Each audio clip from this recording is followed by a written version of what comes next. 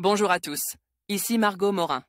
Bienvenue sur ma chaîne dédiée à tout ce qui touche à la maison, déco, organisation, astuces pratiques. Si vous aimez créer un espace qui vous ressemble et découvrir des conseils pour embellir votre intérieur, n'oubliez pas de vous abonner. Aujourd'hui, on va explorer ensemble un nouveau sujet pour transformer votre chez vous. Prêt? C'est parti! Bonjour à tous. Dans cette vidéo, je vais vous montrer comment décaper un parquet de manière efficace et en toute sécurité. Que votre sol soit en bois massif ou en stratifie, je vais partager avec vous des astuces et des techniques pour enlever les anciennes couches de vernis ou de peinture. Nous aborderons les outils nécessaires, les étapes à suivre et quelques conseils pour obtenir un résultat impeccable. Alors, si vous êtes prêt à redonner vie à votre parquet, restez avec moi et découvrons ensemble ce processus. Décaper un parquet permet de lui redonner de l'éclat.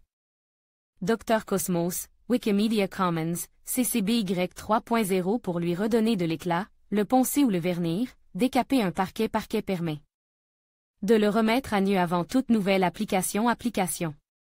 Si vous souhaitez décaper un parquet, voici quelques étapes à suivre. 1. Protéger l'environnement. Avant tout travail de décapage, veillez à protéger la piste dans laquelle le parquet doit être décapé. Pour cela, retirez en tous les meubles et tapis, et protégez-vous avec une paire de gants et un masque pour éviter d'inhaler trop de vapeur du décapant. 2. Décaper un parquet.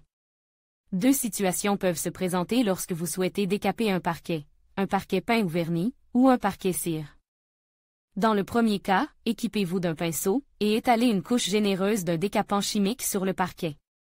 Laissez agir une bonne vingtaine de minutes, puis enlevez le revêtement ramolli à l'aide d'une spatule en prenant soin de ne pas abîmer le parquet. Dans le deuxième cas, il vous faudra utiliser un descireur à appliquer une nouvelle fois au pinceau sur le parquet. Répétez ensuite les mêmes étapes que pour le décapage d'un parquet verni. 3. Nettoyez le parquet.